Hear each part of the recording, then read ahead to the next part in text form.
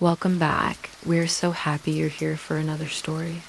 Tonight we sit with a paradox that once ruled the sick room, that to be helped, you first had to be hurt. Long before the haze of ether or the sweet drift of chloroform, there was a wooden chair polished by hands in fear, a linen strap, a bowl of water gone lukewarm, and a surgeon whose highest virtue was speed. This is not a tale of blood and spectacle. It is a meditation on stillness under pressure, on courage pressed into ordinary people like a seal into wax.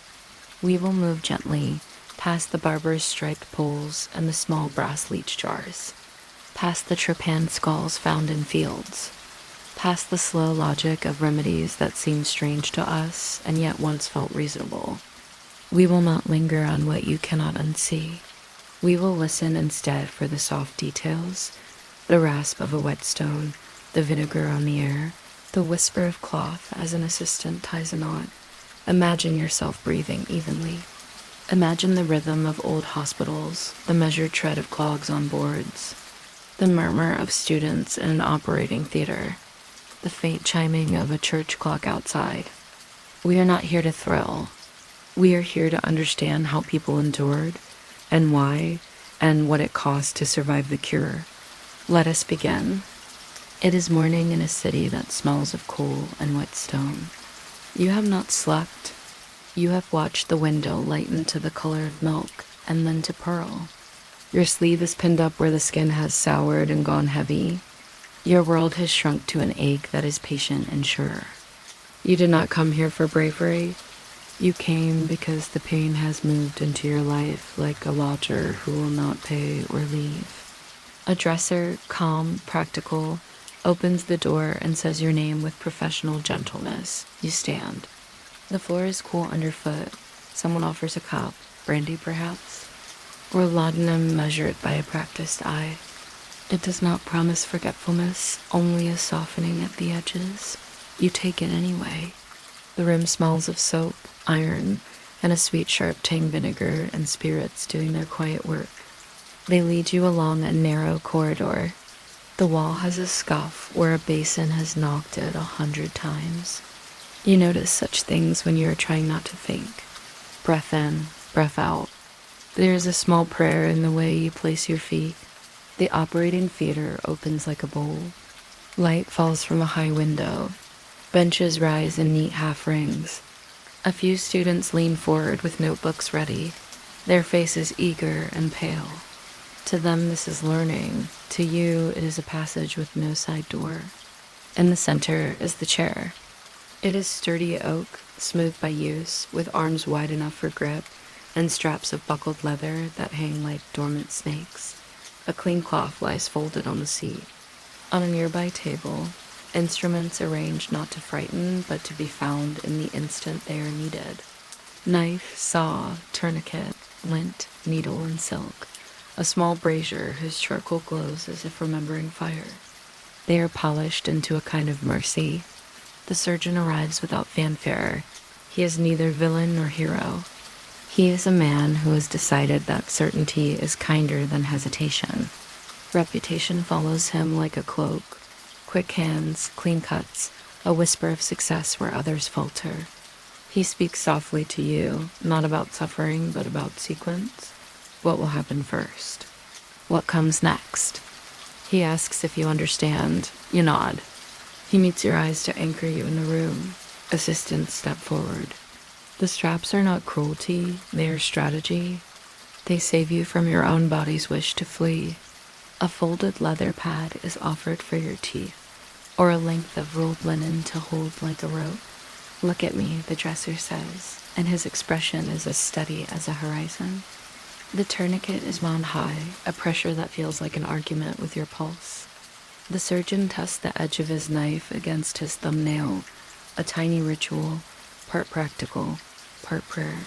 He gives a small nod to the students, to the room, to the idea that speed is a kindness when silence is the only anesthetic. You fix your gaze on the window. A cloud passes like a slow breath. Somewhere outside, a cart rattles over cobbles. The sound is almost friendly. Now, what happens next is not for cataloging. We will not follow the blade.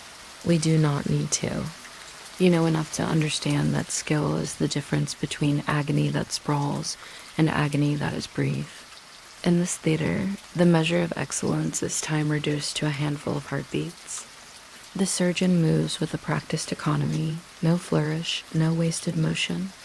Assistants hold you with firm, compassionate strength as the body's instinct to twist wakes and is answered. A nurse, apron clean, eyes careful, presses lint where it should be pressed, hands you a wordless courage with every touch, speed, compression, ligature. The choreography is crisp and quiet. When heat is needed, it is not described. It is simply there in the small brazier's glow, in the way the air ripples faintly. A faint scent of singed fiber rises and fades, not a spectacle but a seal. The worst is finite. The room knows it. The surgeon's jaw softens by a fraction, and someone, maybe you, lets out a measured breath that feels like arriving at a shore. There is no applause. There is only the unfurling of tension. The straps are loosened. A blanket is laid over your knees. The nurse's voice returns to you like a path after a fog. She tells you it is finished. The words do not feel real yet. Your hands tremble with the echo of struggle, and then are still. In the aftermath, there is a kind of stunned quiet that is not silence but relief.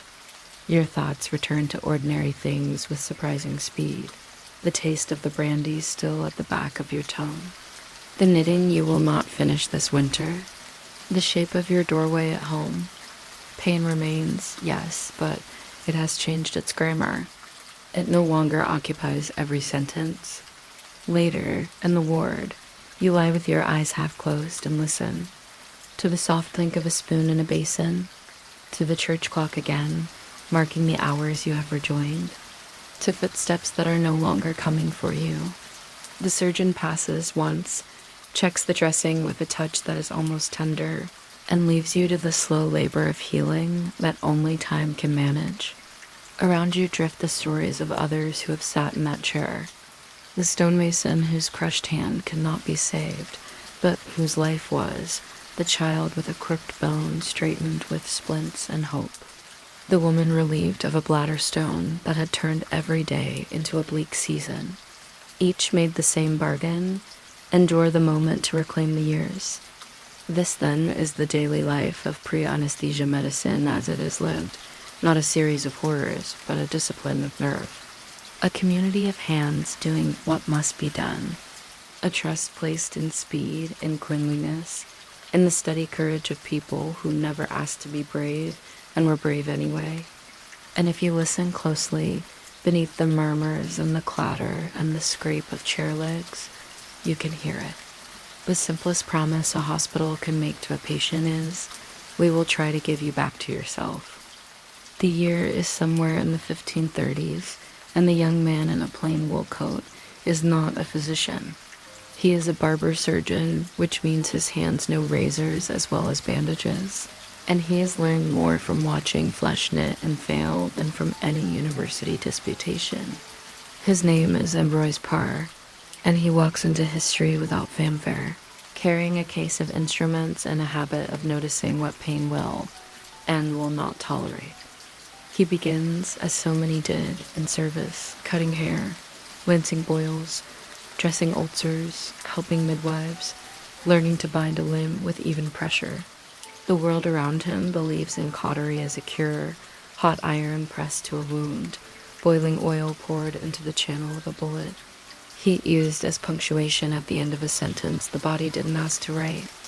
The reasoning is tidy heat closes, heat cleanses, but tidy reasoning does not always make for merciful mornings. Paré learns the protocols. He can tie a tourniquet with the calm efficiency of a sailor and lay out instruments in rows so straight they look like prayer. He can hold his face still while others cry out. But he also listens to the way a patient's breathing changes at the edge of endurance, to the way sleep comes quicker when pain is a visitor and not a jailer. War takes him to the fields, because war always needs hands.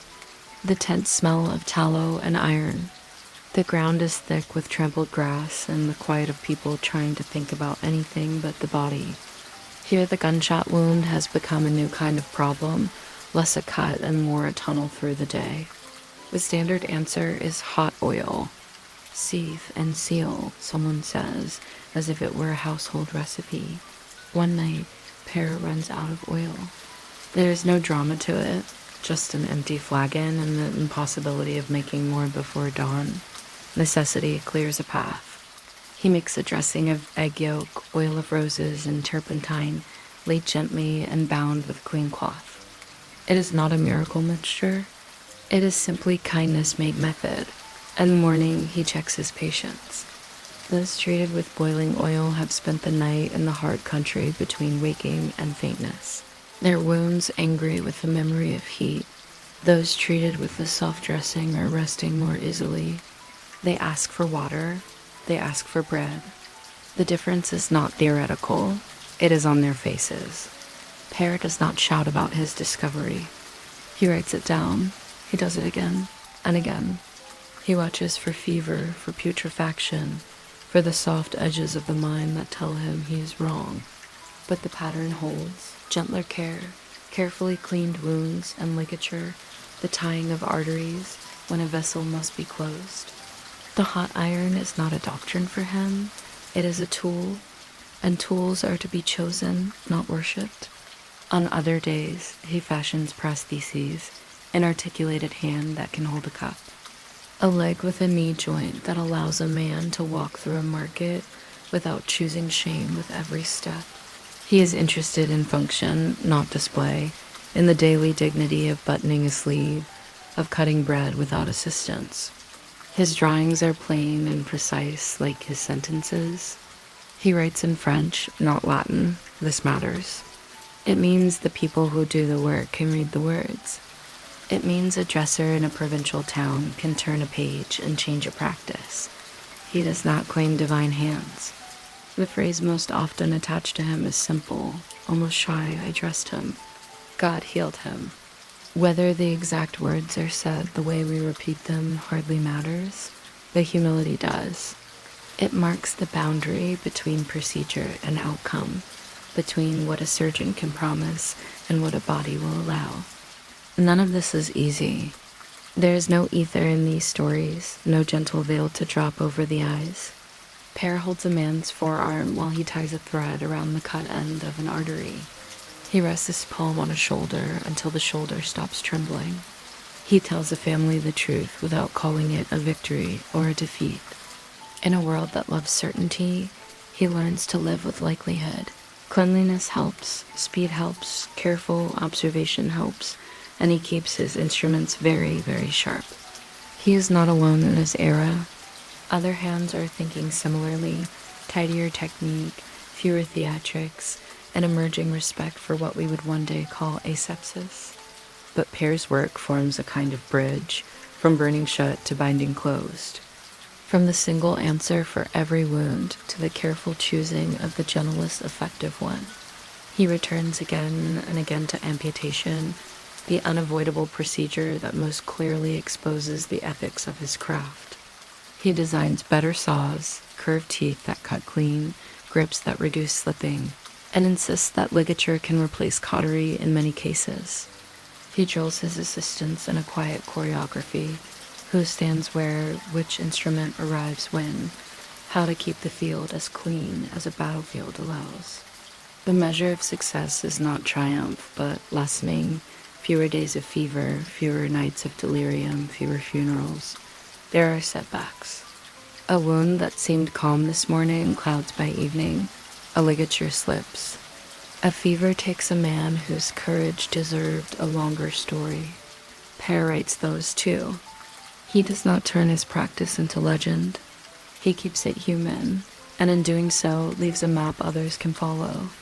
In the corners of these rooms, where students stand with notebooks open, where a nurse changes water gone cool, where a wife clenches her hands at her waist, there is an education that has nothing to do with scalpels.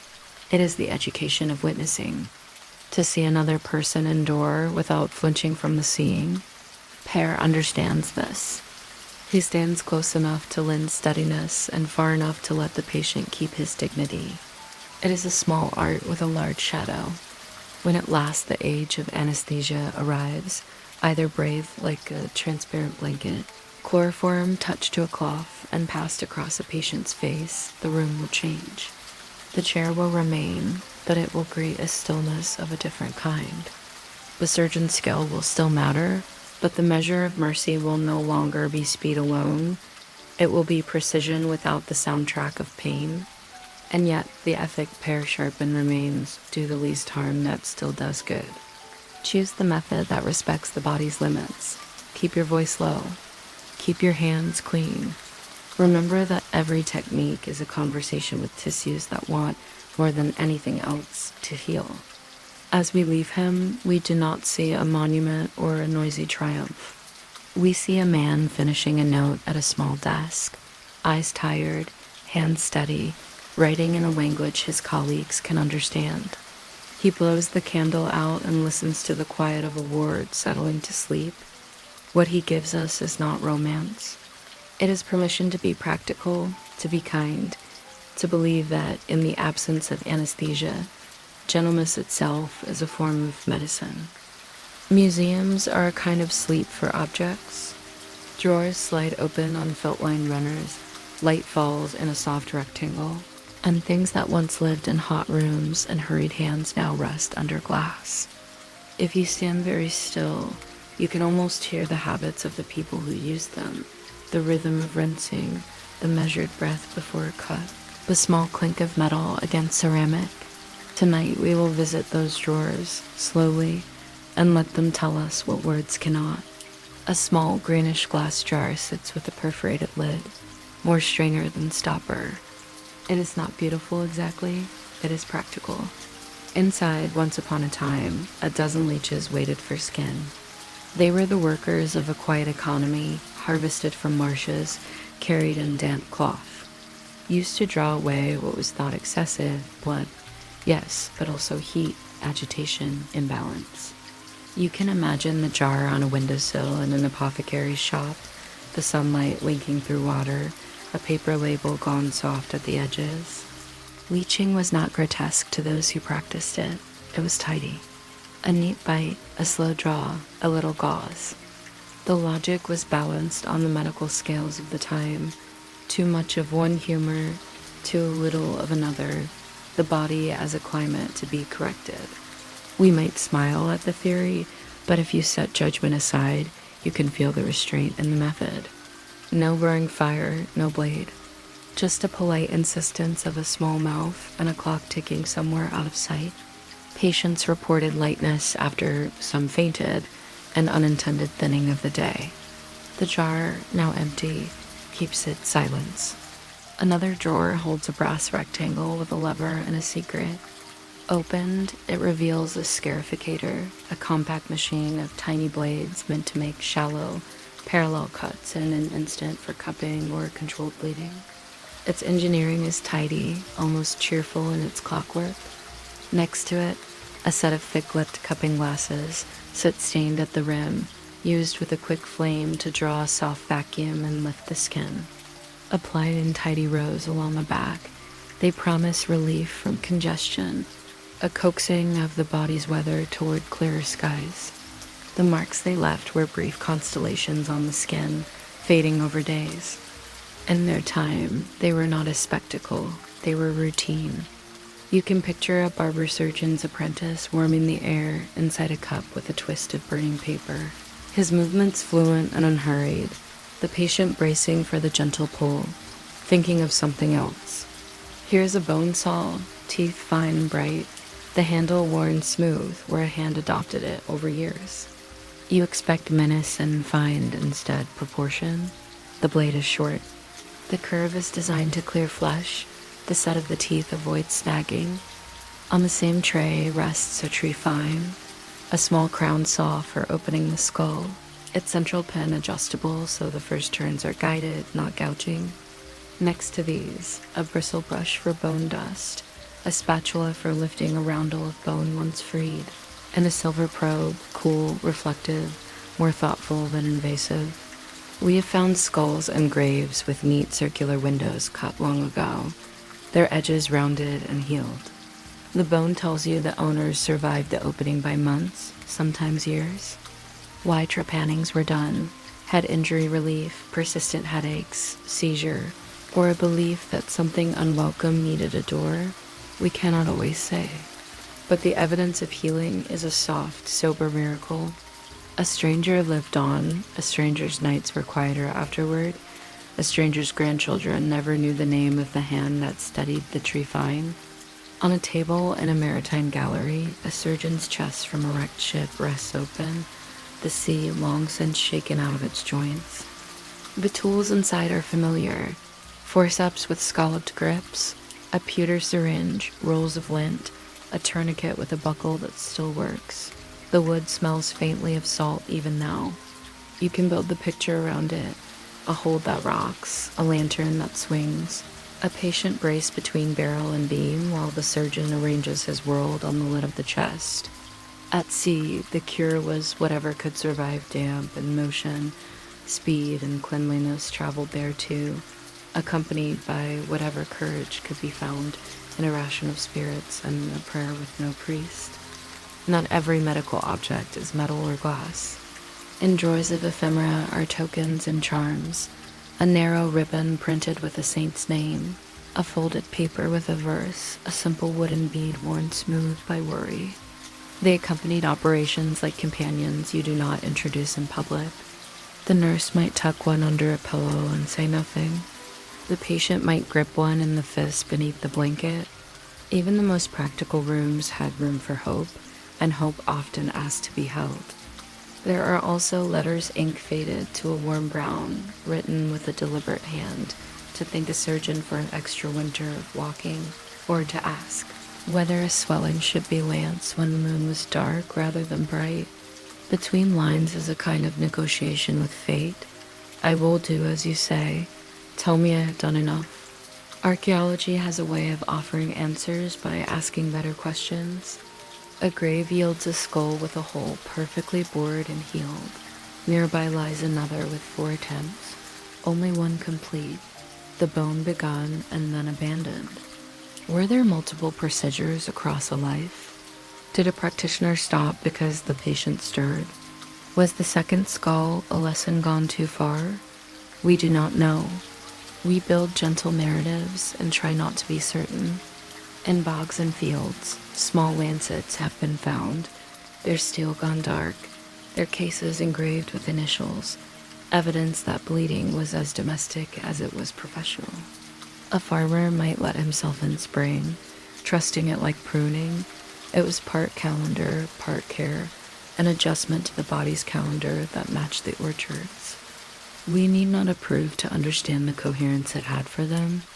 A stone shelf in a monastery's infirmary shows burn marks and circles of soot where braziers once sat. The stones around are smooth with many washings. You can feel the long repetition of things: heat, clean cloth, whispered names of herbs, the courtesy of water warmed before it touches skin. There is an empty operating theater preserved somewhere, benches curved around a central table, a skylight that gives a clean north light. The room is silent, but not in the way oubliettes were. This silence remembers voices, the rustle of students' capes, the low instruction of a surgeon describing his approach like a map through a difficult country, the close encouragement of a nurse, audible only to the patient. You can sit in the highest seat and see the entire choreography, the tray lifted at exactly the right height, the assistant, shoulder set against an arm to keep it still without bruising pride, the dressing tied with a square knot that can be untied easily later. It is not spectacle. It is craft. When anesthesia enters this room, everything will tilt. The theater will still be a theater, but the tempo will change. The tools will not grow kinder, but their use will feel less like a race and more like writing in careful script. The coming change is already folded into the shape of the instruments: fine teeth, polished edges, handles that fit the hand. The room was ready for mercy before mercy had a vapor. If you listen, the instruments keep repeating the same lesson. Precision is kindness. A sharp blade opens and closes more cleanly than a dull one. A ligature carefully tied spares a cautery that sears everything it touches. A basin within reach prevents a spill that would soak a blanket. A word spoken at the right moment prevents a panic that would make 3 more words necessary. Even the leech jar has something to say that people will try to make meaning and relief out of what they have to hand. That a practice can be wrong in theory, yet right enough in its humility to keep a person company through an hour they fear. And perhaps the strongest whisper is this: the line between bravery and necessity is often thin. Most of the people who sat in those chairs and lay on those tables did not call themselves courageous. They simply consented to endure in order to return to the ordinary, work, bread, the faces they loved. History often crowns generals. In these straws lie the crowns of the unnamed. Let's rise from the cabinets and return to the living world of their owners. Next, we'll drift into where we compare 2 rooms that existed side by side. The parlor where the wealthy were treated in private comfort, and the charity ward where the poor were treated in public view, and how the experience of pain differed not only by procedure, but by class, space, and voice. Imagine a staircase dividing a building in 2. Same address, same street, same clock chiming the hour. But on one side of the stair, a bell is pulled and a maid opens a door to a room, warmed by a small fire on the other doors, swing on iron hinges to a hall lined with narrow beds. Pain does not discriminate. Space does. We will walk both rooms, slowly. You are shown into a parlor with drawn curtains and a rug that mutes footsteps. Someone has placed the best chair a little off-center, where the light falls kindly. A screen stands ready to make a small world within the room, to keep modesty safe even as necessity approaches. The air is touched with lavender or coal smoke, depending on the season. A maid brings hot water, a companion, mother, husband, friend, knits distraction into the space with low conversation about ordinary things, the price of flour, a cousin's letter, the way the chestnut trees are late this year.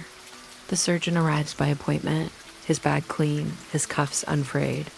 He knows your name before anyone says it. He takes a chair rather than looming, and he describes the procedure as a sequence. Not a threat, first this, then that, then rest. There's privacy here, and privacy has its own kind of medicine. The household can be arranged to fit your breath, a piano silent, a child carried to the nursery, the clock's loud strike, muffled by a hand placed gently over its bell. When the moment comes, there are assistants if needed, but only as many as the room will comfortably hold. A glass is offered, a cordial, a tincture, perhaps a measured opiate drawn from a small blue bottle, not to erase but to blunt. The instruments are placed on a tray lined with folded linen that used to be a wedding sheet. The nurse has warmed the room just enough that the body will not shiver from air alone. Clean towels are stacked like reassurance. You grip the arm of the chair. The surgeon meets your eyes and nods. No flourish, just a signal that the map will be followed. What can be quick is quick. What must be careful is careful. When it is done, a blanket becomes a shoreline. The surgeon speaks to your companion in a tone that keeps the air from shaking. For the next hours, the house becomes a ward for one, tea in small sips, curtains half drawn, someone sitting nearby not to talk, but to be. Outcomes here are not guaranteed, but they are gentled by space. Fewer people breathing the same air, better light, water warmed without ration. The parlor does not remove pain. It contours it. Now we go down. A charity ward is bright because it must be. It cannot pretend privacy it does not own. Beds in rows, a crucifix or clock at the far end, sunlight falling in sharp blocks through tall windows that never quite lose their chill. The smell is a mixture of soap, carbolic, wool, and human living. It is not unclean. It is simply full. You arrive with others. Some are already there, legs in slings, ribs bound, faces turned toward ceilings they do not own. A student nurse, a book tied with string under her arm, takes your name. You are not called into a room, you are placed within a system. The screen here is on wheels and makes a square of modesty that breathes at the seams. The house surgeon moves with a different rhythm than the man in the parlor. He carries knowledge for many bodies at once. He speaks more loudly because he must be heard across a field of beds. His virtues are economy and repeatability, a technique that works under observation, a knot that holds under stress, an instruction his assistants can execute even when the theater is full. An orderly brings a basin, another checks the tourniquet, a third secures the strap to keep instinct from undoing intention. There may be students at the foot of the bed, their faces open and solemn, asked to watch, not to consume, but to learn a grammar that will save unknown lives later. The dignity here is different. It is not built of screens and silence, but of clear roles and shared attention. Many hands will steady one body. The mercy is not privacy. It is practice. The instruments are the same as upstairs, but the tray may be older, the edges a little nicked by years of careful use. Between procedures, water is carried, cloths are boiled, the air stirred by windows cracked to let in weather and take out worry. You are not alone, and not everyone welcomes that. But in the ward, companionship takes a shape that can hold you, eyes that meet yours with the simple permission to endure, a neighbor who has already passed through what you are entering and who will later murmur, "It was quick," which is a blessing in this house. When it is over, the nurse tucks in a corner of blanket with the same precision she gives to all corners. She leaves a cup within reach. She checks the dressing again, her hand trained to know the difference between ordinary warmth and the heat that asks for attention. Night falls in a ward like a tide. The lamps are lit, the talking lowers, the cough at the far end reappears and mercifully recedes. You sleep in fits, waking to the sound of other breaths. The body loves company even when the mind resists it. Pain is not democratic, but it is communal. Upstairs, privacy softens the edges. Downstairs, procedure keeps you safe. Upstairs, a hush. Downstairs, a hum. The odds differ not only because of money, but because of exposure. Infection travels faster where beds are close, and rest settles deeper where someone can keep a room quiet for your sake. Yet in both rooms, there are good hands, and good hands are the oldest anesthetic we know. The upstairs house might summon a doctor at midnight. The ward must keep hours. The upstairs household can lay in broth and oranges. The ward can promise porridge at sunrise and broth at noon, and the certainty matters. In both rooms, there are nurses who maintain the hinge between procedure and healing, whose notes are private literature of recovery, slept 2 hours. Asked for water, smiled when spoken to. Their work equalizes, but space divides. The parlor teaches the body that it is singular. The ward teaches the body that it is part of a chorus. Both are true, and both have their medicine. The parlor can hide pain to make it bearable. The ward can surround pain so it does not feel like exile. In each space, the same ancient bargain holds. Endure the necessary harm to make room for ordinary days. If we must name the difference, we can say this: voice. In the parlor, yours is heard first. In the ward, it must sometimes take a number. Yet the ward gives you something the parlor cannot: the sight of others surviving the same hour. That knowledge settles in the bones. As we leave these rooms, hold them both for a moment. The quiet upstairs where the clock is patted with a hand. The bright downstairs where a bell announces soup, and a line of bowls travels like a procession. Pain walked through both. So did skill and patience and the small, specific mercies that make a hard day human. Before vapor and mask, before the kindly curtain of ether, there was a cabinet of choir mercies. Some were plants, some were practices, some were simply presents arranged with care. None erased pain. Many reshaped it, rounded the edges, shortened its reach, gave the body a handhold on a steep hour. We'll open the cabinet slowly. On the apothecary's shelf sits a small blue bottle, corked and neatly labeled. Laudanum, opium dissolved in alcohol, was the dependable friend of the desperate, measured drops in water, a dose written in a careful hand. It did not make a person forget, but it could move pain a few steps away, like a chair slid back from a fire. Alongside it, paregoric, camphorated tincture of opium for cough and colic, Dover's powder, where opium met ipecac to coax sweat, poppy head tea steeped in kitchens when money could not reach a chemist. Doctors argued dosage, mothers counted breaths. The rule was simple, enough to soften, not enough to silence breathing. Everyone knew someone who slept a little too deep. Caution became a ritual. Before the nurse brought vapor, she brought a cup. Brandy, wine, rum, the small chemistries of courage.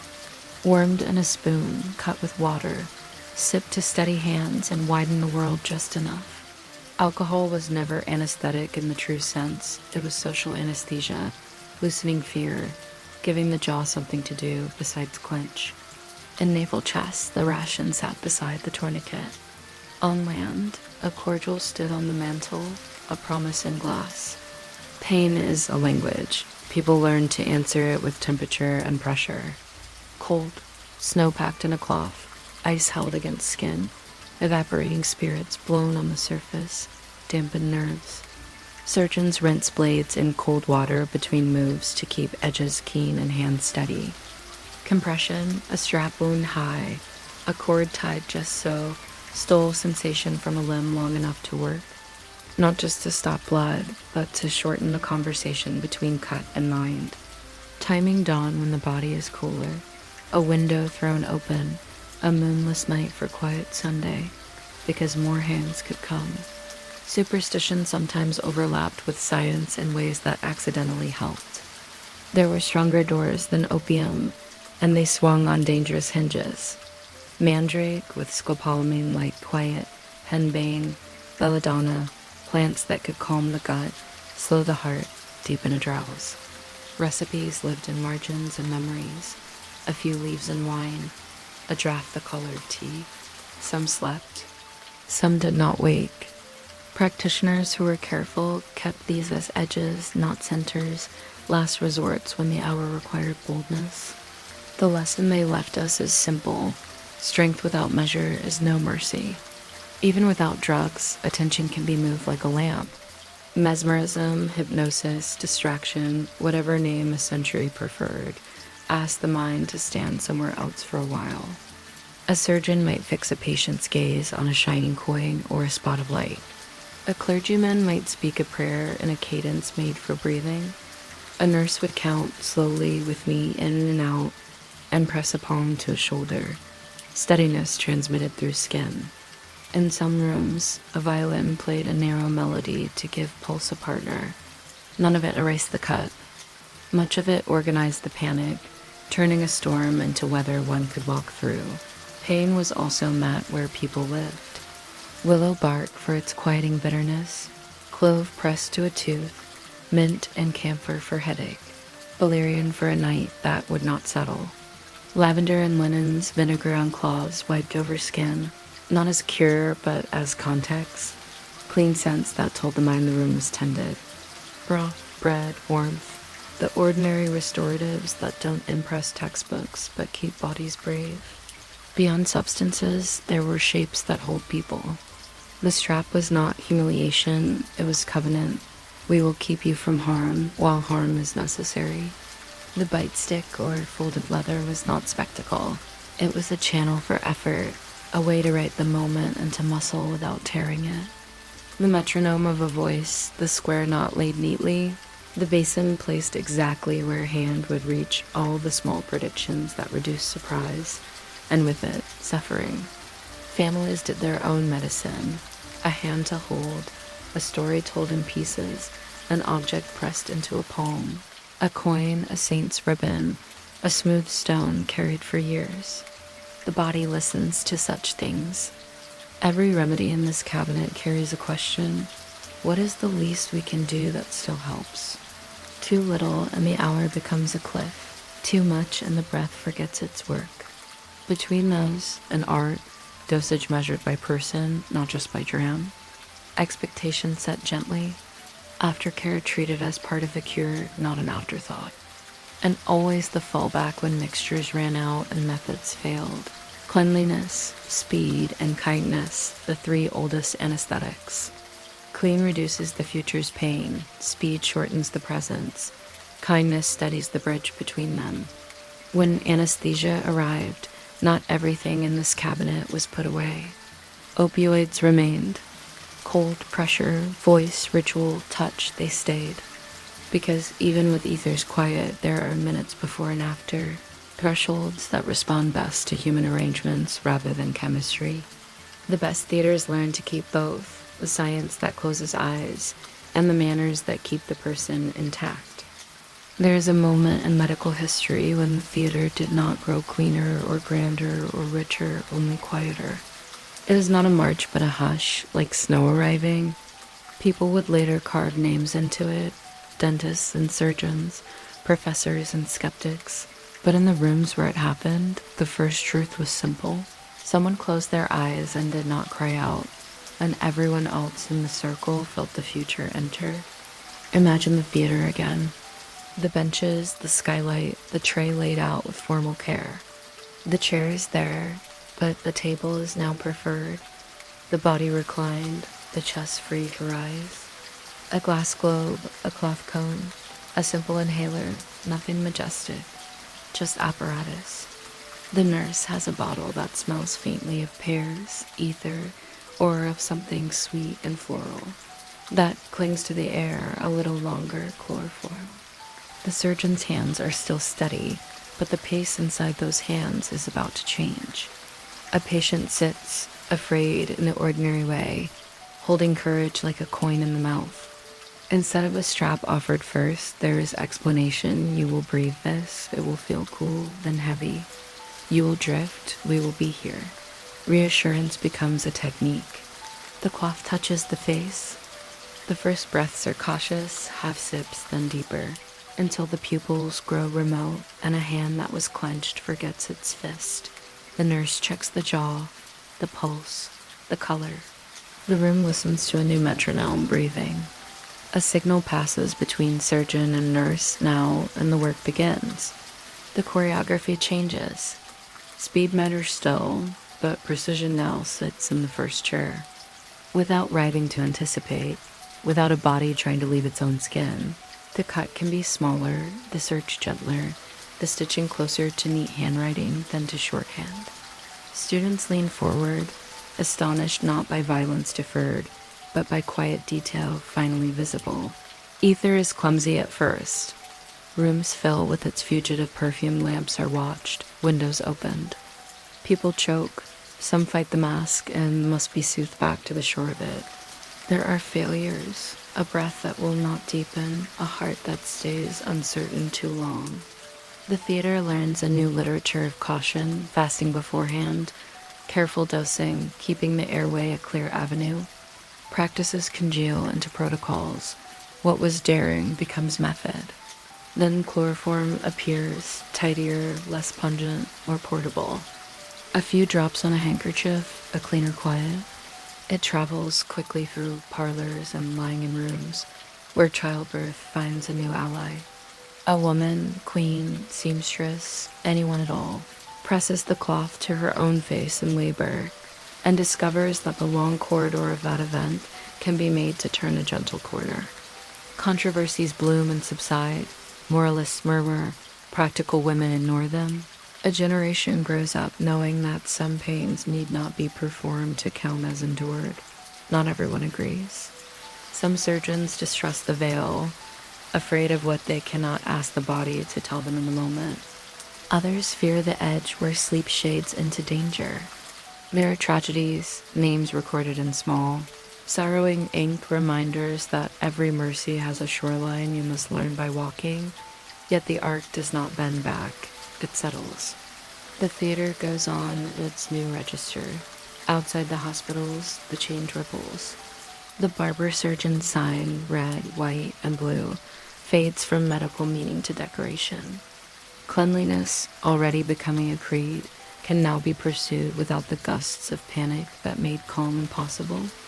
Hands are washed not for show, but for outcome. Instruments boiled, dressings sterilized. Pain begins to retreat from the center of the hour, and as it retreats, infection steps into focus. The enemy changes masks. For patients, courage also changes shape. Before, bravery meant holding still while awake, a public act, even in a private room, a story that had to be carried in the voice.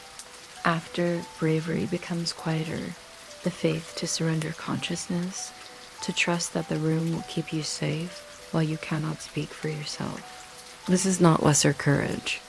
It is simply different, a courage of letting go, not of gripping. Nurses, always the hinge of the room, become guardians of thresholds. The last face seen before the drift, the first voice heard on the return. Their questions: are you comfortable? Can you take a sip? Replace the old questions of endurance. Can you hold on? Can you bear it? And humanity expands into the space pain has vacated. Families learn a new kind of waiting, listening for the change in breath. That means a journey has finished, not begun. Instruments evolve. The saw is still there, but beside it lies a finer family of tools, retractors shaped like thoughts, clamps that respect tissue, needles drawn to hair-thin grace. The table itself alters, surfaces that can be made clean, supports that spare strain, lamps that focus light like a blessing. The theater becomes an atelier, surgery, an art practiced at a humane tempo. There remain places where the curtain cannot be drawn, scattered regions, battlefield tents, moments when the bottle breaks or the mask is forgotten. Even then, the idea does not vanish. It becomes longing and standard. Patients ask, rightly. Practitioners carry small inhalers like talismans. The century's promise is simple. We will not require you to be a hero to be healed. When you step back from this threshold and look at the whole arc, from straps to sleep, you can feel the most important transformation. Not the elimination of pain, which no age has completed, but the gentling of its necessity. The room, once tuned to cries and speed, now attends to breath and detail.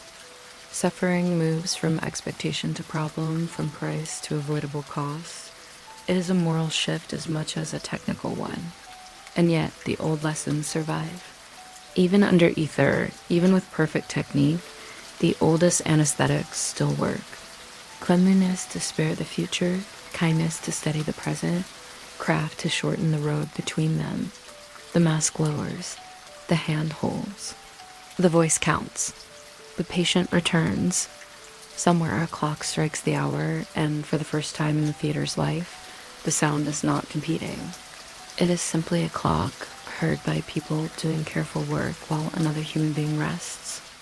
Tonight we've sat with a difficult kindness that before sleep had a switch, help arrived as a blade laid down with care. We have watched a chair become an altar of endurance, a theater become a classroom for hands, a century learned to turn pain from a tariff into a problem. We have followed one man writing in plain French, and many others working in plain rooms, all of them trying, sometimes failing, often succeeding, to give people back to the ordinary. If you listen, the past still has its sounds, the rasp of a whetstone, the soft pour of spirits, the clink of a basin set where a hand will reach for it without looking. There is the murmur of a nurse counting with a breath, the brief, efficient music of an operation performed with speed, because speed was mercy and then later a new lighter silence, when ether lowered in a thin mist and the room could finally move at the pace of precision. Between those sounds and the one you hear now, the hush in your own room, lies a long human corridor. It is lit not by triumphs, but by small corrections, sharper tools, cleaner cloths, softer words. The decision to use ligature instead of flame, to write in a language the apprentice can read, To believe that pain is not a test to pass, but a weather to avoid. None of this makes a headline. All of it makes a difference. Imagine the instruments back in their drawers, the leech jar empty and dry, the trephine wrapped in oilcloth, the strap coiled and put away. Imagine the theater swept, the skylight dark, the benches cool into their own quiet. Somewhere a patient sleeps with a blanket tucked under one shoulder in a way that keeps dreams from slipping. Somewhere a surgeon rinses his hands a final time and fastens the latch on his case. Somewhere a nurse blows out a lamp and leaves a door open the width of 2 fingers so the breath of the ward can pass easily. The bravery in these rooms was rarely named. It was simply carried by the person who came because life had narrowed to an ache, by the assistant who didn't flinch when a grip tightened, by the dresser who met a gaze and held it steady, by the family who kept vigil and arranged silence so a body could choose sleep. When anesthesia arrived, bravery didn't vanish. It changed shape. Trust replaced endurance. Letting go replaced holding on. Tonight, as you lie in a clean bed with a door you can close and open as you please, you live far from the bleeding chair. Your pillow is a kind of history book, filled with all the pages won by people who believed that suffering should not be the price of care. You can let that knowledge be a weight that comforts, the way a good blanket does, not heavy, just present. The room around you is yours. The clock is only a clock. No one will call your name. No one will ask you to be brave. Let your breath fall into an easy rhythm. Picture the theater's skylight turning pale with morning and then dim again, as days begin and end without you. Picture the chair standing empty, clean, stored in a corner where wood remembers hands and not fear. Picture the mask resting on its hook, the bottle corked, the tray covered, the notes written and put away. Picture corridors darkening one by one until only your room is left, the smallest room in the story, and the only one that matters now. You have walked a long road in the quiet. You can set it down. Let the past drift to its shelf. Let the present soften at the edges. Let your eyes close. If you like our stories, please remember to hit the like and follow button. Until next time, good night, and sleep well.